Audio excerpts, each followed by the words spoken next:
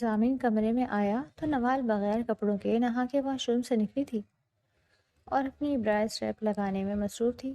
اس کا ملائی جیسا سفید وجود دیکھتے کسی کا بھی ایمان خراب ہو جائے۔ وہ کسی اجنبی کو اپنے کمرے میں دیکھ زور سے چیخ رہی تھی، آپ کون ہیں؟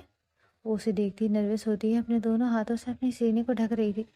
شوہر ہوں تمہارا، جس کے ساتھ تم آج ہی بنی ہو کر آئی ہو۔ سوچا تھا تھوڑا سا ظلم تو کروں گا، لیکن تم نے تو آج ہی میرے جذبوں کو آگ لگا دی۔ وہ نوال کو دیوار سے لگاتا اس کے حسین سراپے کو مخمور نگاہوں سے دیکھ رہا تھا۔ تمہیں پتہ ہے شادی کی رات کیا ہوتا ہے؟ نہیں، میری دوست نے کہہ رہی تھی کہ آپ مجھے بغیر کپڑوں کے دیکھیں گے اور مجھے بیڈ ٹچ بھی کریں گے۔ وہ اپنی گہری نیلی آنکھوں میں آنسو لیے اسے دیکھ رہی تھی۔ لیکن یہ تو گندی حرکتیں ہوتی ہیں، آپ تو ایسا نہیں کریں گے نا؟ وہ اب تک اپنا سینہ اپنے ہاتھوں سے کور کیے کھڑی تھی۔ میں تو کروں گا۔ وہ بے ساختہ ہی اس کے دونوں ہاتھ اس کے سینے سے ہٹاتا، اسے اپنے قریب کرتا، اس کے گلابی ہونٹوں پہ شدت سے جھکتا۔ کمرے میں موت کا سا سناٹا تھا، جس میں اگر کوئی آواز تھی تو وہ دیوار پہ لگی قدیم گھڑی کی ٹک ٹک اور بیڈ کے کونے میں سمٹی نوال کی تیز چلتی ہوئی سانسوں کی تھی۔ کمرہ نہایت نفاست سے سجایا گیا تھا۔ ہر طرف گلاب اور موتی کے پھولوں کی مہک تھی جو نوال کے اعصاب پر ہتھوڑے کی طرح برس رہی تھی۔ وہ ونی تھی، ایک خونی دشمن کا تاوان جسے اس خاندان کے بڑے بیٹے ضامن شاہ کے حوالے کر دیا گیا تھا۔ اس نے اپنی بھاری بھرکم عروسی جوڑے کو سنبھالنے کی کوشش کی، مگر ہاتھوں میں لرزش اتنی تھی کہ دوپٹہ سر پر ٹک نہیں پا رہا تھا۔ اسے اپنی دوستوں اور کچی عمر کی سہیلیوں کی وہ تمام ڈراؤنی باتیں یاد آ رہی تھی جو انہوں نے رخصتی کے وقت اس کے کان میں انڈیری تھی۔ سنا ہے ضامن شاہ بہت ظالم آدمی ہے، دشمنوں کی بیٹی ہو تم، وہ تمہیں کبھی معاف نہیں کرے گا۔ نوال کی آنکھوں سے آنسو ٹوٹ کر اس کی مہندی لگے ہاتھوں پر گرے۔ اسے پیاس لگ رہی تھی، وہ ہمت کر کے اٹھی، بھاری لہنگے کو گھسیٹتے ہوئے وہ ڈریسنگ ٹیبل پر رکھے پانی کے جگ کی طرف بڑھی۔ اس نے کانپتے ہاتھوں سے گلاس بھرا ہی تھا کہ اچانک دروازے کا لاک گھومنے کی آواز آئی۔ اس کے ہاتھ سے گلاس ٹوٹ کر زمین پر گرا اور کرچی کرچی ہو گیا۔ دروازہ کھلا اور ایک انتہائی وجیہہ قداور اور باروک شخصیت کا مالک شخص اندر داخل ہوا۔ وہ ضامن شاہ تھا۔ اس کی گہری سیاہ آنکھیں، چہرے پر پھیلی سنجیدگی اور چال میں ایک بادشاہ جیسی تمکنت تھی۔ نوال کی سانس حلق میں اٹک گئی۔ وہ وہیں ڈریسنگ ٹیبل کے ساتھ لگ کر کھڑی ہو گئی جسے دیوار میں ضم ہو جانا چاہتی ہو۔ ضامن نے کمرے میں داخل ہوتے ہی دروازہ لاک کیا اور اپنی باسکٹ کے بٹن کھولتا ہوا آگے بڑھا۔ اس کی نظر فرش پر بکھرے شیشے کے ٹکڑوں پر پڑی اور پھر اس سہمے ہوئے وجود پر جو خوف کی تصویر بنا کھڑا تھا۔ وہ آہستہ آہستہ اس کی طرف بڑھا۔ نوال کا دل چاہا کہ زمین پھٹے اور وہ اس میں سما جائے۔ ضامن اس کے بالکل قریب آ کر رک گیا۔ اس کے وجود کا سایہ نوال پر پڑ رہا تھا جس نے اسے مزید خوفزدہ کر دیا۔ کیا ارادہ ہے؟ ضامن کی بھاری اور پاٹ دار آواز کمرے میں گونجی۔ پہلی ہی رات شوہر کا استقبال کانچ کے ٹکڑوں سے کرنے کا سوچا ہے؟ نوال نے نفی میں سر ہلایا۔ اس کی زبان جیسے تالو سے چپک گئی تھی۔ وہ پانی اس کے لبوں سے بمشکل نکلا۔ ضامن نے ایک گہری سانس لی اور اس کے خوفزدہ چہرے کو بغور دیکھا۔ وہ کسی ہنڈی کی طرح کانپ رہی تھی۔ اس کی بڑی بڑی نیلی آنکھیں آنسوؤں سے بھری ہوئی تھیں اور چہرہ خوف سے زرد پڑ چکا تھا۔ ضامن نے اپنا ہاتھ اس کی طرف بڑھایا۔ نوال کو لگا جیسے وہ اسے مارنے والا ہے۔ وہ چیخ مار کر وہیں نیچے بیٹھ گئی اور اپنے دونوں ہاتھوں سے اس کا اپنا سر چھپا لیا۔ نہیں خدا را، مجھے مت مارے، میں نے کچھ نہیں کیا، میں تو بس…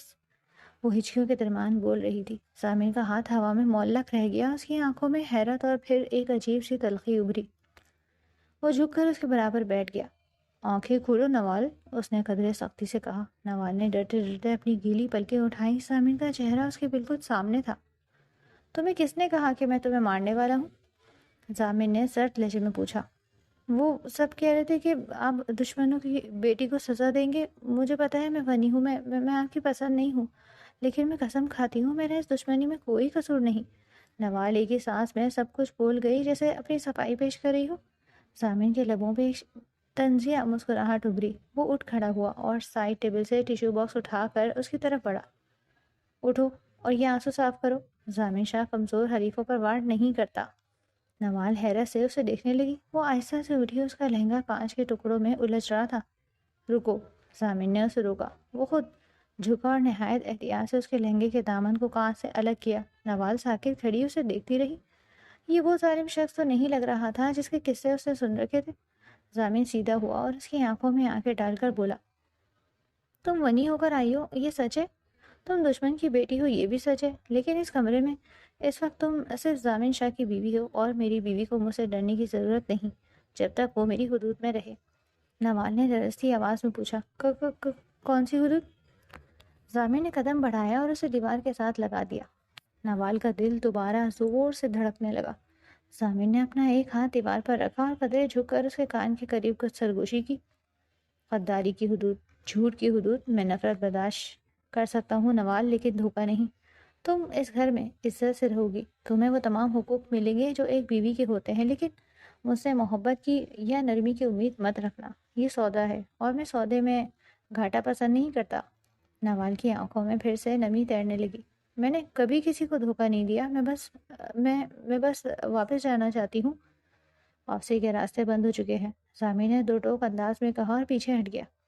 یہ اب تمہارا گھر ہے، بہتر ہے خود کو اس حقیقت کے مطابق ڈھال لو۔ اس نے مڑ کر الماری سے اپنے کپڑے نکالے اور واش روم کی طرف بڑھ گیا۔ جاتے جاتے وہ رکا اور مڑ کر بولا، اور ہاں، یہ خوفزدہ خرگوش بننا چھوڑ دو، مجھے کمزور عورتیں سخت ناپسند ہیں۔ کپڑے تبدیل کر لو اور آرام کرو، میں تمہیں تنگ نہیں کروں گا۔ ضامن واش روم میں چلا گیا اور دروازہ بند ہونے کی آواز کے ساتھ ہی نوال کے ضبط کے بندھن ٹوٹ گئے۔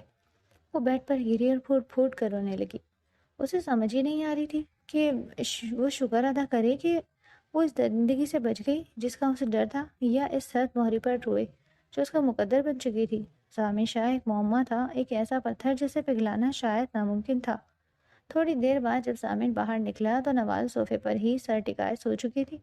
شاید تھکن اور ذہنی دباؤ نے اسے نڈھال کر دیا تھا۔ ضامن اسے دیکھتا رہا، معصومیت اس کے چہرے سے عیاں تھی۔ اس نے آہستگی سے بیڈ سے کمبل اٹھایا اور نوال کے اوپر ڈال دیا۔ تم دشمن کی بیٹی ہو کر بھی اتنی معصوم کیوں ہو؟ وہ زیر لب بڑبڑایا۔ تمہاری یہ معصومیت میرے انتقام کی آگ کو ٹھنڈا نہ کر دے، مجھے اس بات کا ڈر ہے۔ اس نے لائٹ مدھم کی اور دوسری طرف صوفے پر لیٹ گیا۔ خون کا بدلہ خون ہوگا، فیصلہ یہی ہے اور یہی رہے گا۔ پنچایت میں بیٹھے ایک معمر شخص کی گرجدار آواز نے برگد کے گھنے سائے تلے ہونے والی چہمگوئیوں کو یکلخ خاموش کر دیا۔ دوپہر کی تپتی دھوپ میں گاؤں کے چوپال پر سناٹا چھا گیا۔ ہوا بھی جیسے تھم گئی تھی، ہر آنکھ وہاں کھڑے دو افراد پر جمی ہوئی تھی۔ ایک طرف قاسم تھا جس کا سر جھکا ہوا تھا اور سفید داڑھی آنسوؤں سے تر تھی، وہ مجرموں کی طرح ہاتھ باندھے کھڑا تھا، اس کا پورا وجود لرز رہا تھا، اور دوسری طرف کرسی پر نہایت تمکنت اور شاہانہ انداز میں بیٹھا ضامن شاہ تھا، جس کی آنکھوں میں انتقام کے شعلے بھڑک رہے تھے۔ اس کے پیچھے کھڑے بندوق برداروں کے چہرے سپاٹ تھے، مگر ضامن کے چہرے پر بھائی کے قتل کا غم اور غصہ واضح تھا۔ چودھری صاحب، میں مانتا ہوں مجھ سے خطا ہوئی۔ قاسم کی آواز بھر آ گئی۔ وہ پنچایت کے بڑوں کے سامنے ہاتھ جوڑ کر گڑ گڑایا، میرا مقصد علی رضا کو مارنا نہیں تھا، گولی چل گئی، یہ ایک حادثہ تھا، خدا گواہ ہے میں نے جان بوجھ کر۔ حادثہ؟ ضامن شاہ دھاڑا، وہ اپنی نشست سے اٹھ کھڑا ہوا۔ اس کا قد اتنا نکلتا ہوا تھا کہ قاسم اس کے سامنے بونا لگ رہا تھا۔ تمہارے اس حادثے نے میرے گھر کا چراغ گل کر دیا۔ میرا چھوٹا بھائی جو ابھی جوان ہوا تھا اسے تم نے مٹی میں ملا دیا اور کہتے ہو حادثہ تھا؟ ضامن کی آواز میں اتنا درد اور کرب تھا کہ مجمع میں کئی لوگوں کے دل دہل گئے۔ علی رضا ضامن کا چھوٹا بھائی تھا اور سب کا لاڈلا تھا۔ وہ کل شام کھیتوں کے پانی کے تنازع پر قاسم کی بندوق سے نکلی گولی کا نشانہ بن گیا تھا۔ پنچایت کے سرپنچ نے گلا صاف کیا، ضامن بیٹا، تمہارا دکھ ہم سمجھتے ہیں، قاسم مجرم ہے اور اس نے اقرار بھی کر لیا ہے، اب فیصلہ تمہارے ہاتھ میں ہے، تم چاہو تو دیت لے لو، چاہو تو قصاص میں اس کی جان لے لو، شریعت اور ہمارا رواج دونوں تمہیں یہ حق دیتے ہیں۔ قاسم نے فوراً سر اٹھایا، اس کی آنکھوں میں ایک عجیب سی چمک تھی۔ وہ تیزی سے آگے بڑھا اور ضامن کے قدموں میں اپنی پگڑی رکھ دی۔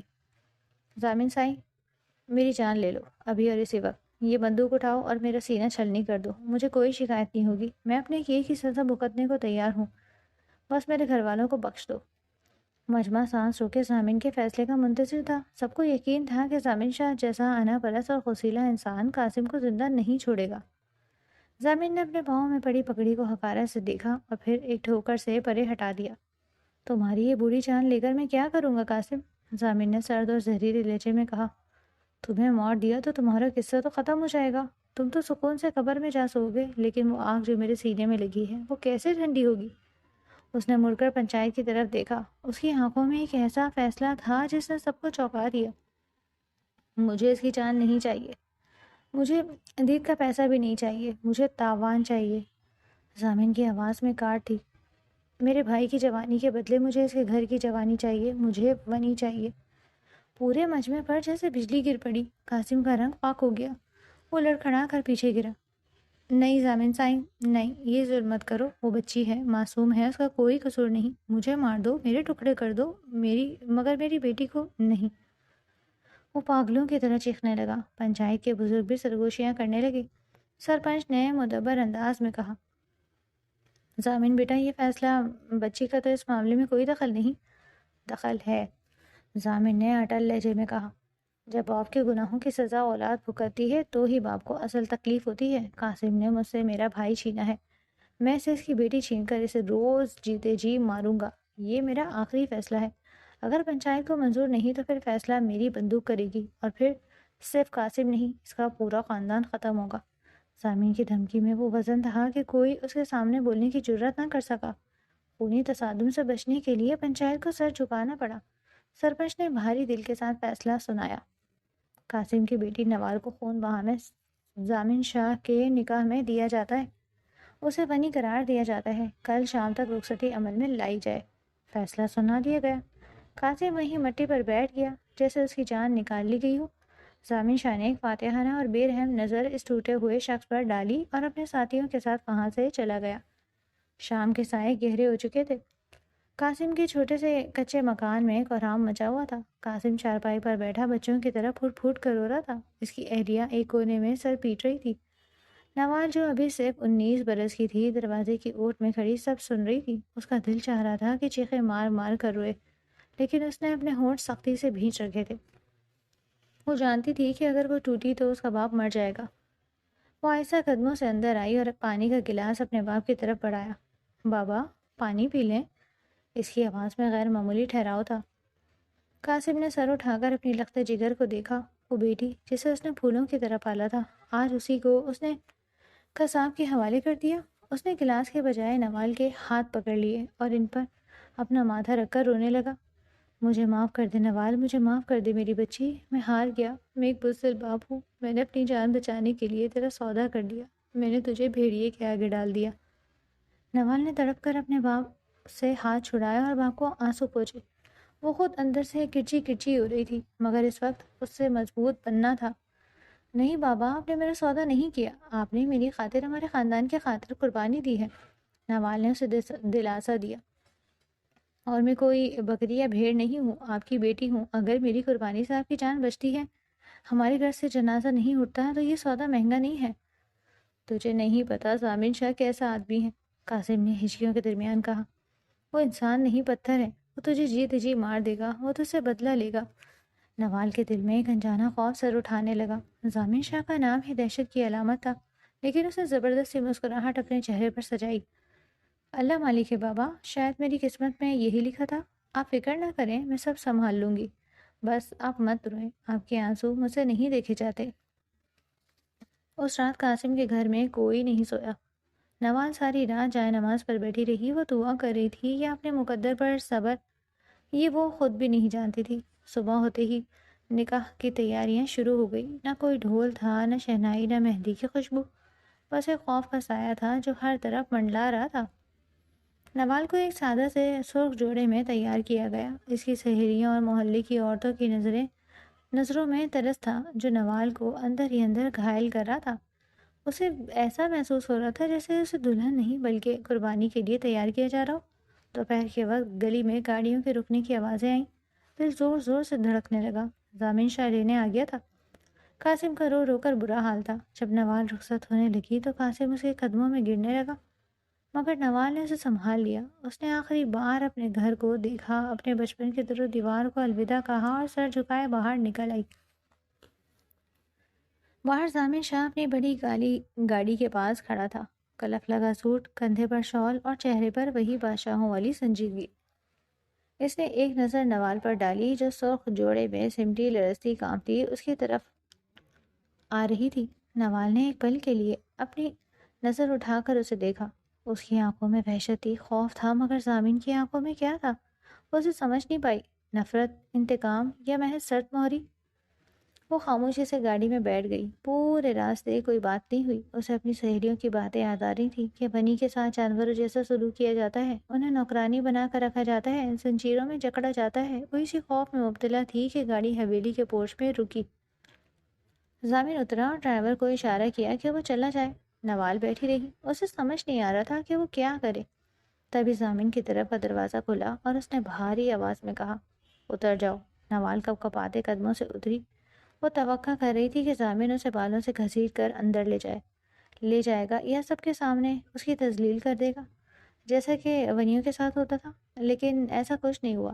ضامن اسے لے کر حویلی کے بڑے ہال سے گزرا۔ ملازم سر جھکائے کھڑے تھے، کسی کی جرات نہیں تھی کہ آنکھ اٹھا کر بھی نئے آنے والے مہمان کو دیکھے۔ ضامن اسے لے کر اپنے کمرے میں آیا۔ یہ وہی کمرہ تھا جہاں وہ اب شیشے کے ٹکڑوں کے درمیان بیٹھی سوچ رہی تھی۔ اس وقت جب وہ کمرے میں داخل ہوئی، ضامن نے دروازہ بند کیا اور اس کی طرف مڑا۔ نوال خوف سے سمٹ گئی۔ یہ تمہارا کمرہ ہے؟ ضامن نے سپاٹ لہجے میں کہا۔ الماری میں تمہاری ضرورت کا سامان ہے، جب تک میں نہ کہوں کمرے سے باہر نکلنے کی ضرورت نہیں، کھانا تمہیں یہیں مل جایا کرے گا۔ نوال حیران رہ گئی۔ کوئی گالی نہیں، کوئی مار پیٹ نہیں، کوئی تانا نہیں۔ آپ؟ نوال کی زبان لڑکھڑائی۔ آپ مجھے ماریں گے نہیں؟ ضامن جو مڑ چکا تھا اس کے سوال پر رک گیا۔ اس نے مڑ کر نوال کو دیکھا۔ اس کی آنکھوں میں ایک عجیب سی کیفیت ابھری، شاید تھکن یا شاید بیزارگی۔ میں وحشی نہیں ہوں نوال، اس نے دھیمی آواز میں کہا جو اس کی شخصیت سے میل نہیں کھاتی تھی۔ میری دشمنی تمہارے باپ سے تھی اور وہ حساب چکتا ہو چکا ہے۔ تم اب میری ذمہ داری ہو۔ پھر وہ بنا کچھ مزید کہے کمرے سے نکل گیا، اور تب سے اب تک نوال اسی کشمکش میں تھی کہ اصل ضامن شاہ کون ہے، وہ جو پنچایت میں خون کا پیاسا تھا اور اس کے باپ کو ذلیل کر رہا تھا، یا وہ جو ابھی اسے شیشے کی کرچیوں سے بچا کر اس پر کمبل اڑا کر سلا رہا تھا۔ اس کا رویہ ایک معمہ تھا، ایک گھٹن تھی جو نوال کو سمجھ نہیں آ رہی تھی۔ اسے لگا تھا کہ اسے جہنم میں پھینکا جا رہا ہے، لیکن یہاں تو آگ سرد پڑی تھی۔ کیا یہ طوفان سے پہلے کی خاموشی تھی، یا ضامن شاہ کے سینے میں پتھر کے پیچھے کوئی دل بھی دھڑکتا تھا؟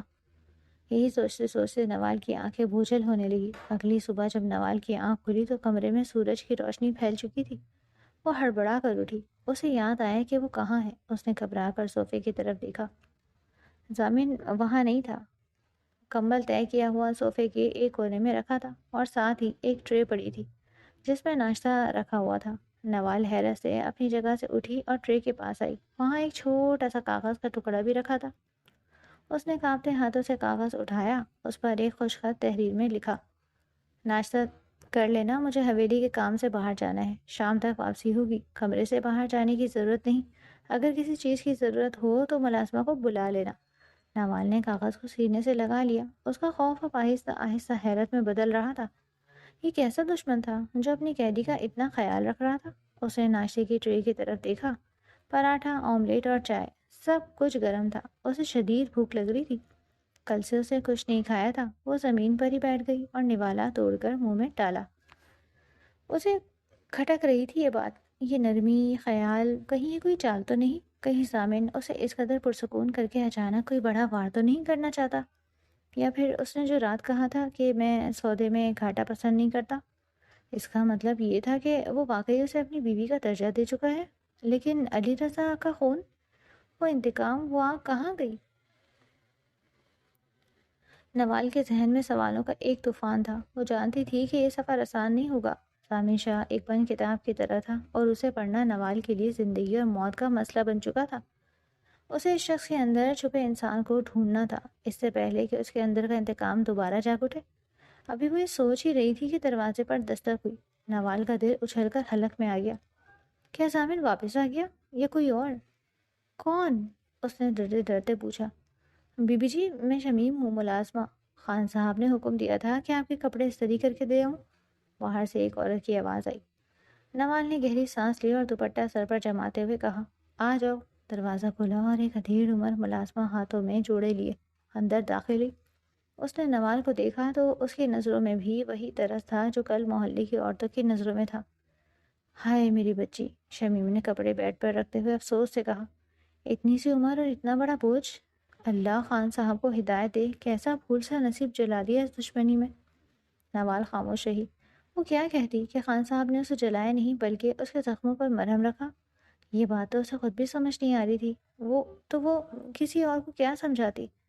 بس ایک بات طے تھی، ضامن شاہ وہ نہیں تھا جو دنیا سمجھتی تھی، اور نوال کو اب اسی حقیقت کو کھوجنا تھا۔ کمرے کی چار دیواری اب نوال کو کاٹنے لگی تھی، 2 ہفتوں میں بدل رہے تھے دو، اور نوال کی زندگی بس اس ایک کمرے تک محدود ہو کر رہتی تھی۔ ضامن شاہ کے وعدے کے مطابق اسے کسی چیز کی کمی نہیں تھی۔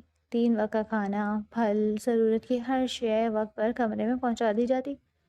ملازمہ شمیم دن میں 2 بار آتی، صفائی کرتی، کپڑے دھوتی اور بنا کوئی فالتو بات کیے چلی جاتی۔ لیکن انسان صرف روٹی اور کپڑے کا محتاج تو نہیں ہوتا، اسے زندہ رہنے کے لیے آوازوں کی، چہروں کی اور کھلی ہوا کی ضرورت ہوتی ہے۔ نوال کھڑکی سے باہری پردے ہٹا کر باہر باغ کو دیکھتی تو اسے لگتا وہ کسی طلسماتی قلعے میں قید شہزادی ہے۔ باہر زندگی رواں دواں تھی، مالی پودوں کو پانی دیتے، پرندے چہچہاتے، لیکن اندر صرف ایک جان لیوا سناٹا۔ ضامن شاہ صبح سویرے نکل جاتا اور رات گئے واپس آتا۔ ان کی بات چیت نہ ہونے کے برابر تھی۔ وہ آتا، کپڑے بدلتا، کبھی کبھار حال احوال پوچھ لیتا اور سو جاتا۔ اس کا رویہ نہ سخت تھا نہ بہت نرم، بس ایک انجانا سا فاصلہ تھا جو وہ عبور نہیں کرنا چاہتا تھا۔ آج 5واں دن تھا۔ نوال کی برداشت جواب دے گئی۔ دوپہر کا وقت تھا، کمرے میں عجیب سی گھٹن تھی۔ نوال کا دل چاہا کہ وہ چیخے۔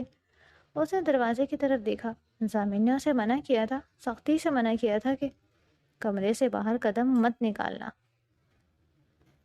لیکن کیوں؟ نوال نے خود سے سوال کیا۔ کیا میں واقعی کوئی قیدی ہوں؟ کیا وہ مجھے پوری عمر اسی کمرے میں بند رکھے گا؟ میں ونی ہوں، کوئی جانور تو نہیں جسے پنجرے میں ڈال دیا جائے؟ اس کے اندر کی بغاوت جاگ اٹھی۔ اسے پیاس نہیں تھی، پھر بھی خود سے پانی کا بہانہ بنا کر وہ دروازے تک آئی۔ اس نے ہینڈل گھمایا، دروازہ کھلا۔ اس نے ڈرتے ڈرتے باہر جھانکا۔ راہداری خالی تھی۔ سنگے مرمر کے فرش پر دوپہر کی دھوپ چمک رہی تھی۔ حویلی میں خاموشی تھی۔ نوال نے ایک گہری سانس لی اور پہلا قدم باہر نکالا۔ دل زور زور سے دھڑک رہا تھا، جیسے کوئی چوری کر رہی ہو۔ وہ ننگے پاؤں دبے قدموں آگے بڑھی۔ حویلی بہت بڑی اور پرشکوا تھی۔ اونچی چھتیں، دیواروں پر لگی پرانی پینٹنگز اور ہر کونے میں رکھا قدیم فرنیچر اس خاندان کی عمارت کا منہ بولتا ثبوت تھا۔ چلتے چلتے وہ ایک بڑے ہال نما کمرے تک پہنچ گئی، جسے حویلی میں گول کمرہ کہا جاتا تھا۔ یہ گھر کا مرکزی حصہ تھا۔ یہاں دیواروں پر ضامن کے بزرگوں کی بڑی بڑی تصاویر آویزاں تھیں۔ نوال حیرت اور دلچسپی سے ان تصویروں کو دیکھنے لگی۔ اسے کچھ پل کے لیے اپنی قید بھول گئی۔ یہاں کیا کر رہی ہو؟ اچانک ایک خرخت اور گرجدار آواز نے نوال کو بری طرح چونکا دیا۔ نوال گھوم کر پیچھے مڑی۔ اس کے سامنے ویل چیئر پر بیٹھی ایک 50 سالہ خاتون تھی۔ ان کے چہرے پر گہرا دکھ اور آنکھوں میں شدید نفرت تھی۔ یہ بیجان تھی، ضامن اور مقتول علی رضا کی ماں۔ نوال کا رنگ فق ہو گیا۔ وہ ان کے روح پر غصے سے لرز گئی۔ میں بس… اس کی زبان ساتھ چھوڑ گئی۔ بیجان نے ویل چیئر کے پہیے گھمائے اور تیزی سے اس کے قریب آئیں۔ ان کی نظریں نوال کے چہرے پر نہیں بلکہ اس کے وجود پر تھیں جو زندہ تھا، جبکہ ان کا اپنا بیٹا قبر میں تھا۔ تم… بیجان کی آواز کانپ رہی تھی۔ تم قاسم کی بیٹی ہو نا؟ اسی درندے کی جس نے میرے پھول جیسے علی رضا کو مار ڈالا؟ نوال نے نفی میں سر ہلانا چاہا مگر وہ منجمد ہو چکی تھی۔ تمہیں شرم نہیں آئی یہاں دندناتے ہوئے میرے گھر میں میرے سامنے؟ بیجان کا غصہ بے قابو ہو رہا تھا۔ تمہارا باپ میرے بیٹے کا قاتل ہے اور تم یہاں مہارانی بن کر گھوم رہی ہو؟ نہیں ماں جی، میں تو بس… نوال نے روتے ہوئے وضاحت کرنی چاہی۔ خبردار جو مجھے ماں کہا، وہ دھاڑی۔ اچانک وہ اپنی جگہ سے اٹھنے کی کوشش کرنے لگی، حالانکہ وہ چل نہیں سکتی تھی مگر نفرت نے انہیں طاقت دے دی تھی۔ انہوں نے نوال کا بازو پکڑ کر اپنی طرف کھینچا۔ نوال کا توازن بگڑا اور وہ ان کے قدموں میں گر گئی۔ تمہارے باپ نے مجھ سے میرا جگر چھینا ہے، میں تمہارا کلیجہ نکال لوں گی۔ بیجان نے جھک کر نوال کے منہ پر زوردار تھپڑ رسید کیا۔ آواز پورے ہال میں گونجی۔ نوال کی آنکھوں کے آگے اندھیرا چھا گیا۔ اس سے پہلے کہ وہ سنبھلتی، دوسرا تھپڑ اس کے دوسرے رخسار پر پڑا۔ بیجان پاگلوں کی طرح اس کے سر اور منہ پر وار کر رہی تھی۔ کیوں آئی تو یہاں؟ کیوں زندہ ہے تو؟ مر کیوں نہیں گئی اپنے باپ کے ساتھ؟ منوس ڈائن کھا گئی میرے بیٹے کو. نوال چیخ بھی نہیں پا رہی تھی. وہ صرف اپنے ہاتھوں سے اپنا چہرہ بچھا رہی تھی. اس کی گالوں پر انگلیوں کے نیلے نشان پڑ چکے تھے اور ہونٹ سے خون رسنے لگا. خدا کے لیے چھوڑ دے, میں نے کچھ نہیں کیا. وہ سسک رہی تھی. تبھی ایک ملازمہ بھاگتی ہوئی آئی. بی بی جی چھوڑیں اسے, خان صاحب ناراض ہوں گے, خدا کا خوف کرے بی بی جی. ملازمہ نے بڑی مشکل سے بی جان کو پیچھے ہٹایا. نوال کو موقع ملا. وہ کسی زخمی پرندے کی طرح وہاں سے اٹھی اور اندھا دھند اپنے کمرے کی طرف بھاگی. اس کے کانوں میں اب بھی بی جان کی گالیاں اور بد دعائیں گونج رہی تھیں. کمرے میں آ کر اس نے دروازہ لاک کیا اور بیڈ کے کونے میں گھس گئی. اس کا پورا جسم درد کر رہا تھا, لیکن روح کا زخم اس سے زیادہ گہرا تھا. وہ گھنٹوں وہیں بیٹھی کانپتی رہی, روتی رہی. اسے اب سمجھ آیا تھا کہ ضامن نے اسے کمرے سے نکلنے سے کیوں منع کیا تھا. شام گہری ہو چکی تھی. کمرے میں اندھیرا تھا کیونکہ نوال اٹھ کر لائٹ جلانے کی ہمت نہیں تھی. باہر گاڑی رکنے کی آواز آئی. ضامن شاہ واپس آ گیا تھا. نوال کا دل خوف سے بند ہونے لگا. اگر اسے پتہ چل گیا تو, اگر بیچان نے اسے کچھ اور بتا دیا تو. قدموں کی آواز قریب آئی. دروازہ کھلا. ضامن نے لائٹ آن کی. کمرہ روشن ہو گیا اور اس روشنی نے نوال کی حالت عیاں کر دی. وہ ابھی بھی وہیں زمین پر قالین پر سکڑی بیٹھی تھی. اس کے بال بکھرے ہوئے تھے, آنکھیں سوجی ہوئی تھیں اور گال پر تھپڑوں کے نشان واضح نیلے پڑ چکے تھے. ضامن جو کوٹ اتار رہا تھا نوال کو دیکھ کر ساکت رہ گیا. اس کی آنکھوں میں ایک لمحے کے لیے جو تاثر ابھرا وہ خوفناک تھا. وہ تیزی سے نوال کی طرف بڑھا. نوال, اس نے پکارا. نوال ڈر کے مارے مزید سمٹ گئی. اسے لگا شاید اب ضامن کی باری ہے. ضامن اس کے پاس نیچے بیٹھ گیا. اس نے نوال کا چہرہ اوپر کرنا چاہا لیکن نوال نے منہ پھیر لیا. میری طرف دیکھو. ضامن کی آواز میں سختی تھی لیکن یہ غصہ نوال پر نہیں تھا. نوال نے کانپتے ہوئے چہرہ اٹھایا. ضامن کی نظر اس کے سوجے ہوئے گال اور پھٹے ہوئے ہونٹ پر پڑی. اس کے جبڑے تن گئے اور ہاتھوں کی مٹھیاں خود بخود بھیج گئیں. اس کی آنکھوں میں خون اتر آیا. کس نے کیا یہ؟ اس نے دبی ہوئی مگر انتہائی خطرناک آواز میں پوچھا. میں پوچھ رہا ہوں کس نے ہاتھ اٹھایا تم پر؟ نوال کی آنکھوں سے آنسو جاری ہو گئے. وہ کچھ بول نہیں پا رہی تھی. شمیم. ضامن نے ملازمہ کا نام لیا. نوال نے نفی میں سر ہلایا. وہ بڑی بی بی, اس نے ہچکیوں میں بمشکل کہا. گول کمرے میں؟ ضامن نے ایک گہری سانس لی اور اپنی آنکھیں بند کر لی. اس کے ماتھے کی رگیں ابھر آئی تھی. وہ سمجھ گیا تھا کہ کیا ہوا. تم باہر کیوں گئی تھی؟ اس نے آنکھیں کھول کر نوال کو دیکھا. اس کی آواز میں اب افسوس اور سرزش تھی. میں نے تمہیں منع کیا تھا نوال. میں نے سختی سے کہا تھا کہ اس کمرے کی دہلیز پار مت کرنا. میرا دم گھٹ رہا تھا. نوال رو پڑی. مجھے لگا آپ مجھے قید کر رہے ہیں. مجھے نہیں پتا تھا کہ باہر. تو اور میں کس لیے منع کر رہا تھا؟ ضامن غصے سے اٹھ کھڑا ہوا. وہ کمرے میں ٹہلنے لگا. تمہیں کیا لگتا ہے نوال, میں تمہیں سزا دینے کے لیے بند کر رہا تھا؟ میں تمہیں بچا رہا تھا. میری ماں, وہ ایک غمزدہ ماں ہے. اس کا بیٹا مرا ہے. اس کے سامنے تمہارا چہرہ تمہارے باپ کا جرم ہے. میں جانتا تھا کہ اگر تم ان کے سامنے گئیں تو وہ ضبط نہیں کر پائیں گی. وہ نوال کے سامنے آ کر رکا. میں اس گھر کا سربراہ ہوں, لیکن میں ایک ماں کا بیٹا بھی ہوں. میں اپنی ماں پر ہاتھ نہیں اٹھا سکتا اور نہ ہی انہیں کچھ کہہ سکتا ہوں. اسی لیے میں نے تمہیں چھپا کر رکھا تھا تاکہ وقت گزرنے کے ساتھ ان کا غصہ ٹھنڈا ہو جائے. لیکن تم نے. ضامن نے غصے سے دیوار پر مکہ مارا. لعنت ہے اس بے بسی پر. تیزی سے مڑا اور کمرے سے باہر نکل گیا. دروازہ زور سے بند ہوا. نوال پھر سے اکیلی رہ گئی. اسے لگا کہ ضامن اب واپس نہیں آئے گا. شاید وہ بھی اب اسے نفرت کرنے لگا ہے. اس نے گھٹنوں میں سر دیا اور رونے لگی. تقریباً 1 گھنٹے بعد دروازہ دوبارہ کھلا. نوال چونکی. ضامن واپس آیا تھا. اس کے ہاتھ میں ایک ٹرے تھی جس میں برف, تولیاں اور کچھ دوائیاں تھیں. وہ خاموشی سے آیا اور نوال کے برابر بیڈ پر بیٹھ گیا. ادھر آؤ, اس نے نرمی سے کہا. نوال جھجکتے ہوئے بیڈ پر بیٹھی. ضامن نے تولیے میں برف لپیٹی اور آہستگی سے اس کے سوجے ہوئے رخسار پر رکھا. نوال نے درد سے سی کی آواز نکالی اور پیچھے ہٹنے لگی. ہمت کرو, درد کم ہو جائے گا. ضامن نے اس کا چہرہ اپنے مضبوط ہاتھوں میں تھام لیا. اس کا لمس حیران کن حد تک نرم تھا. وہ بہت احتیاط سے اس کے زخموں کی ٹکور کر رہا تھا. اس کی نظریں نوال کے چہرے پر جمی ہوئی تھی جیسے وہ ہر نیل اور ہر زخم کا حساب اپنے دل میں لگا رہا ہو. کمرے میں مکمل خاموشی تھی. بس نوال کی دبی دبی سسکیوں کی آواز تھی. ضامن نے اس کے ہونٹ کے کنارے سے جمے ہوئے خون کو ٹشو سے صاف کیا. اس کی انگلیوں کی پورے نوال کے جلد کو چھو رہی تھی۔ نوال کا دل ایک عجیب سی کیفیت میں دھڑکنے لگا۔ یہ وہ ہاتھ تھے جنہوں نے پنچایت میں اس کی زندگی کا سودا کیا تھا۔ یہ وہ شخص تھا جسے اس کا دشمن ہونا چاہیے تھا۔ پھر یہ اتنی مسیحائی کیوں؟ آپ، نوال نے ہمت کر کے بولنا چاہا۔ اس کی آواز کانپ رہی تھی۔ آپ میرے ساتھ اتنا اچھا سلوک کیوں کر رہے ہیں؟ سامن کا ہاتھ رک گیا۔ اس نے گہری سیاہ آنکھوں سے نوال کی نیلی آنکھوں میں جھانکا۔ اچھا سلوک؟ سامن کے لبوں پر ایک تلخ مسکراہٹ ابھری۔ تمہیں یہ اچھا سلوک لگتا ہے نوال؟ تمہیں بنی بنا کر لایا ہوں، تمہاری آزادی چھین لی، تمہیں کمرے میں بند کر دیا، یہ ظلم نہیں؟ ظلم تو وہ تھا جو آج باہر ہوا، نوال نے دھیمی آواز میں کہا۔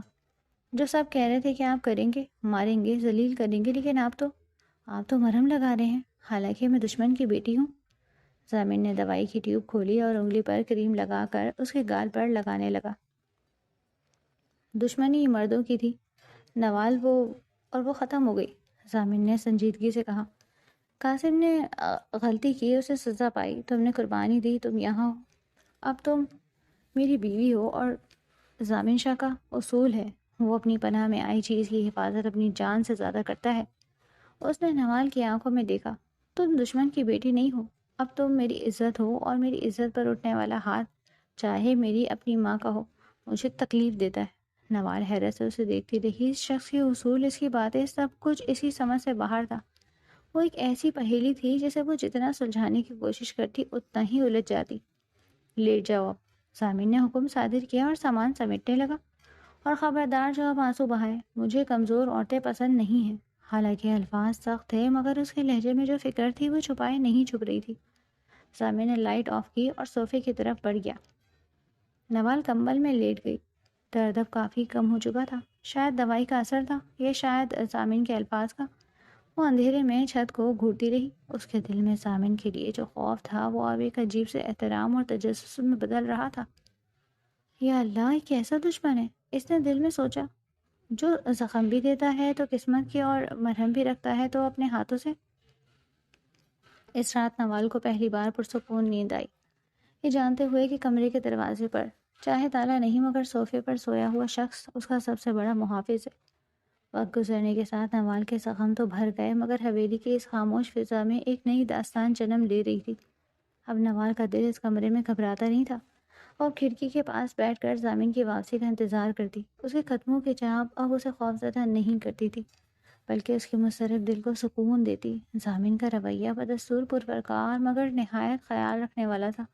وہ نوال کے لیے کتابیں لاتا، کبھی اس کی پسند کے پھل، اور کبھی خاموشی سے اس کے پاس بیٹھ کر اسے کچھ لکھتے یا پڑھتے دیکھتا رہتا۔ نوال نے محسوس کیا کہ زامن شاہ وہ ظالم جاگیردار نہیں تھا جس کا خاکہ اس کے ذہن میں کھینچا گیا تھا، بلکہ وہ تو ایک ایسا سمندر تھا جس کی سطح پر سکون تھا مگر گہرائی میں بے پناہ تلاطم۔ ایک شام جب آسمان پر شفق کے رنگ بکھرے ہوئے تھے اور حویلی کے باغ سے موتی کی خوشبو اٹھ کر کمرے تک آ رہی تھی، زامن جلد واپس آ گیا۔ وہ صوفے پر بیٹھا کچھ فائلیں دیکھ رہا تھا کہ نوال ہمت کر کے اس کے قریب آئی اور میز پر چائے کا کپ رکھا۔ آپ تھکے ہوئے لگ رہے ہیں، نوال نے دبی آواز میں کہا۔ زمین نے فائل سے نظر ہٹا کر اسے دیکھا۔ نوال کے چہرے پر اب وہ زردی نہیں تھی بلکہ ایک تازگی آ گئی تھی۔ اس کی گہری نیلی آنکھوں میں اب زامن کے لیے خوف کی جگہ ایک عجیب سی چمک تھی۔ تمہاری فکر دیکھ کر تھکن کم ہو جاتی ہے، زامن نے مختصر مگر گہرا جواب دیا۔ نوال کا دل زور سے دھڑکا۔ وہ صوفے کے پاس ہی نیچے قالین پر بیٹھ گئی۔ آج اس نے تہیہ کر رکھا تھا کہ وہ اس سوال کا جواب لے کر رہے گی جو اسے کئی راتوں سے سونے نہیں دے رہا تھا۔ زامن شاہ، میں کچھ پوچھوں؟ اس نے نظریں ہٹا کر پوچھا۔ حکم کرو، زامن نے فائل بند کر دی۔ آپ نے پنچایت میں بنی کا مطالبہ کیوں کیا تھا؟ نوال نے ایک ہی سانس میں پوچھ لیا۔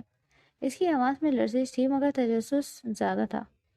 آپ تو دیت لے سکتے تھے، آپ بدلے میں جان لے سکتے تھے، یا پھر مجھے زندگی بھر کی قید سنا سکتے تھے، لیکن نکاح کا مطالبہ ایک ایسی لڑکی سے جو آپ کے دشمن کی بیٹی تھی؟ آپ نے اپنی زندگی میں ایک ایسی لڑکی کو کیوں شامل کیا جس کا باپ آپ کے بھائی کا قاتل تھا؟ کمرے میں ایک طویل سکوت چھا گیا۔ دیوار پر لگی گھڑی کی ٹک ٹک واضح سنائی دے رہی تھی۔ زامن کے چہرے کے تاثرات بدلے، اس کی آنکھوں میں ایک پرانی یاد کی جھلک ابھری۔ اس نے ایک گہری سانس لی اور چائے کا کپ ایک طرف رکھ دیا۔ وہ تھوڑا جھکا اور نوال کے چہرے کے قریب ہو کر اسے بغور دیکھنے لگا۔ نوال کو لگا جیسے وہ اس کی روح میں جھانک رہا ہے۔ تمہیں واقعی لگتا ہے کہ یہ سب اتفاق تھا؟ ضامن کی آواز مخمور اور دھیمی تھی۔ نوال نے حیرت سے اسے دیکھا۔ کیا مطلب؟ ضامن کے لبوں پر ایک دلکش مگر پراسرار مسکراہٹ آئی۔ نوال، علی رضا کا جانا ایک بہت بڑا المیہ تھا جس نے میرے وجود کو ہلا کر رکھ دیا، لیکن پنچایت میں جب تمہارے باپ نے اپنا سر جھکایا تو میرے سامنے دو راستے تھے۔ ایک یہ کہ میں اسے مار کر اپنے بھائی کا بدلہ لیتا اور تمہارے پورے خاندان کو ہمیشہ کے لیے اپنا دشمن بنا دیتا، اور دوسرا راستہ یہ تھا کہ میں اس دشمنی کو کسی ایسی چیز میں بدل دوں جو میرے لیے معنی رکھتی ہو۔ اس نے نوال کا ہاتھ اپنے ہاتھ میں لیا۔ نوال نے اسے ہٹانے کی کوشش نہیں کی۔ میں تمہیں چاہتا تھا نوال، ضامن نے انکشاف کیا، بہت پہلے سے۔ نوال کی آنکھوں میں حیرت سی پھیل گئی۔ لیکن کیسے؟ ہم تو کبھی ملے بھی نہیں۔ تم نہیں ملی تھی مگر میں نے تمہیں دیکھا تھا، ضامن نے اعتراف کیا۔ ضامن کے لہجے میں اب ایک عجیب سی تپش اور فاتحانہ چمک آ گئی تھی۔ وہ نوال کے مزید قریب ہوا، یہاں تک کہ نوال کو اس کے وجود سے اٹھتی خوشبو اور سانسوں کی گرمی محسوس ہونے لگی۔ اس نے نوال کی تھوڑی کو اپنی انگلی سے ذرا سا اوپر اٹھایا اور اس کی آنکھوں میں آنکھیں ڈال کر اسے جتانے والے انداز میں بولا، تمہیں کیا لگا تھا نوال کہ علی رضا کے قتل کے بعد قاسم کی بیٹی کا غنی ہونا محض ایک اتفاق تھا، یا پنچایت نے خود ہی یہ فیصلہ میرے حق میں دے دیا؟ ضامن کے لبوں پر ایک مخمور مسکراہٹ رقص کرنے لگی۔ نہیں نوال شاہ، پنچایت نے ونی کا مطالبہ اس لیے نہیں کیا تھا کہ مجھے قاسم سے بدلہ لینا تھا، بلکہ اس لیے کیا تھا کہ مجھے تمہیں حاصل کرنا تھا۔ تم تو اس دن سے میری قید میں تھی جس دن میں نے تمہیں اس میلے میں دیکھا تھا۔ نوال ساکت کھڑی اسے سن رہی تھی۔ اسے اپنی سماعتوں پر یقین نہیں آ رہا تھا۔ ضامن کا لہجہ اب مزید گہرا اور جتانے والا ہو گیا تھا۔ وہ میلہ یاد ہے تمہیں؟ اس نے جتاتے ہوئے پوچھا۔ جب تم اپنی سہیلیوں کے ساتھ ان نیلی چوڑیوں کے لیے ضد کر رہی تھی، تم ہنس رہی تھی اور میں دور کھڑا تمہاری اس ہنسی کا اسیر ہو رہا تھا۔ میرے پیچھے میرے محافظ کھڑے تھے، میرے ہاتھ میں گھوڑی کی بانگیں تھی، مگر میرا دل تمہارے قدموں میں پڑا تھا۔ تم نے ایک پل کے لیے نظر اٹھا کر مجھے دیکھا تھا اور پھر شرما کر بھاگ گئی۔ تمہیں لگا تم بھاگ گئی؟ ضامن نے ایک ہلکا سا قہقہ لگایا جس میں جیت کا غرور تھا۔ ضامن شاہ کی نظر میں جس چیز پر پڑ جائے وہ اسے حاصل کر کے رہتا ہے۔ میں نے 3 سال انتظار کیا نوال، 3 سال میں نے اس آگ کو اپنے سینے میں دبائے رکھا، کیونکہ تم دشمن کی بیٹی تھی اور میں شرافت کی حدیں پار نہیں کرنا چاہتا تھا۔ مگر جب تمہارے باپ نے میرے بھائی پر گولی چلائی تو اس نے خود مجھے وہ موقع دے دیا جس کا میں برسوں سے منتظر تھا۔ اس نے نوال کے چہرے پر گہری ایک لٹ کو بہت آہستگی سے اس کے کان کے پیچھے عرصہ۔ لوگ کہہ رہے تھے کہ قاسم کو پھانسی دلوا دو، اس کا گھر جلا دو، مگر میں نے سوچا کہ قاسم کو مار کر مجھے کیا ملے گا؟ مجھے تو وہ انعام چاہیے تھا جو اس کے گھر میں چھپا تھا۔ میں نے پنچایت کے سامنے تمہارا نام اس لیے نہیں لیا تھا کہ میں ظالم تھا، بلکہ اس لیے لیا تھا کیونکہ میں جانتا تھا کہ ونی کے علاوہ اور کوئی راستہ تمہیں میرے بیڈ روم تک نہیں لا سکتا۔ نوال کی آنکھیں حیرت اور بے یقینی سے بھیگنے لگی۔ ضامن کا یہ روپ اس کے لیے بالکل نیا تھا۔ تم سمجھ رہی تھی کہ میں تم پر ظلم کروں گا؟ اس نے جتاتے ہوئے اس کے گال کو چھوا۔ میں نے تمہیں اس کمرے میں بند کر کے تمہیں سزا نہیں دی، بلکہ تمہیں دنیا سے چھپا کر رکھا کہ کہیں کوئی اور نظر تمہیں چھو نہ لے۔ تمہیں ایک چیز تمہارے بیڈ پر مہیا کی تاکہ تمہیں کسی کے سامنے ہاتھ نہ پھیلانا پڑے۔ میں تمہیں یہ جتانا چاہتا ہوں نوال کہ تم یہاں خیرات پہ نہیں آئی ہو، تم یہاں اس لیے ہو کیونکہ ضامن شاہ تمہیں کسی بھی قیمت پر اپنی پناہ میں دیکھنا چاہتا تھا۔ وہ ذرا اور جھکا، اس کی آواز اب سرگوشی بن گئی تھی۔ تم دشمن کی بیٹی ہو کر بھی میری کمزوری بن گئی۔ وہ ونی کا مطالبہ دراصل میری اس پرانی پیاس کا نتیجہ تھا جو اس میلے سے شروع ہوئی تھی۔ میں نے تمہیں جیتا ہے نوال، اپنی انا سے، اپنی دشمنی سے اور تمہارے خوف سے۔ اب بتاؤ، اب بھی تمہیں لگتا ہے کہ تمہارا شوہر صرف ایک ظالم جاگیردار ہے؟ نوال نے دیکھا کہ ضامن کی آنکھوں میں انتقام کی آگ بجھ چکی تھی اور اس کی جگہ ایک ایسی گہری چاہت نے لے لی تھی جو جتانے پر آئی تو نوال کا پورا وجود موم کی طرح پگھلنے لگا۔ نوال ساکت بیٹھی اسے سن رہی تھی۔ اسے یقین نہیں آ رہا تھا کہ یہ سب اتنا پرانا تھا۔ میں جانتا تھا کہ اگر میں تمہیں ونی بنا کر نہیں لاتا تو کوئی اور تمہیں کسی بدلے میں لے جاتا، یا تمہارا باپ تمہیں کسی بوڑھے جاگیردار کے حوالے کر دیتا تاکہ جان بچ سکے۔ میں نے تمہیں غنی اس لیے نہیں بنایا ہے کہ تم سے بدلہ لوں، بلکہ اس لیے بنایا ہے کہ تمہیں اس دنیا کے شر سے بچا سکوں اور تمہیں اپنا بنا سکوں۔ نوال کی آنکھوں میں آنسو آ گئے۔ یعنی آپ نے یہ سب میرے لیے کیا؟ ہاں، تمہارے لیے۔ ضامن نے اس کے آنسو پوچھے۔ میں تمہیں چاہتا تھا، اس لیے میں نے یہ کڑا راستہ چنا۔ میں جانتا تھا تم مجھ سے نفرت کرو گی، ڈرو گی، مجھے ظالم سمجھو گی، لیکن مجھے یقین تھا کہ ایک دن تم میری آنکھوں میں چھپی سچائی پڑھ لو گی۔ میں نے تمہیں اس کمرے میں اس لیے رکھا تھا کہ تمہیں حویلی کے لوگوں کی نفرت سے بچا سکوں، یہاں تک کہ میری ماں بھی تمہیں معاف نہیں کر پا رہی۔ میں چاہتا تھا تم یہاں خود کو محفوظ محسوس کرو۔ نوال کا دل احترام اور محبت سے لبریز ہو گیا۔ وہ جس شخص کو اپنی زندگی کا سب سے بڑا گناہ سمجھ رہی تھی، وہ تو اس کا سب سے بڑا محافظ نکلا۔ اس نے ضامن کے ہاتھ پر اپنا دوسرا ہاتھ رکھا۔ آپ نے کبھی بتایا کیوں نہیں؟ اس نے سسکتے ہوئے پوچھا۔ کچھ باتیں بتانے کی نہیں، محسوس کرنے کی ہوتی ہے نوال شاہ۔ ضامن نے اس کی پیشانی پر بوسہ دیا۔ ونی کا لبادہ تو صرف ایک بہانہ تھا تمہیں اپنی زندگی میں لانے کا۔ اصل میں تو تم میری اس وقت ہو گئی تھی جب میں نے تمہیں پہلی بار دیکھا تھا۔ کمرے کی وہ تنہائی، وہ گھٹن اور وہ دشمنی کے سائے اب ہمیشہ کے لیے چھٹ چکے تھے۔ نوال کو اپنی منزل مل گئی تھی اور ضامن کو اس کا وہ خواب جو اس نے برسوں پہلے دیکھا تھا۔ میں بھی آپ سے۔ نوال نے بات ادھوری چھوڑ دی اور اپنا سر ضامن کے شانے پر رکھ دیا۔ ضامن نے اسے اپنے حصار میں لے لیا۔ مجھے پتہ ہے نوال، تمہاری آنکھیں اب سب سچ بولتی ہیں۔ حویلی کی دیواروں پر لگی قدیم گھڑی اب بھی ٹک ٹک کر رہی تھی، مگر اب یہ وقت کے گزرنے کا غم نہیں، بلکہ ایک نئی زندگی کے آغاز کی نوید تھی۔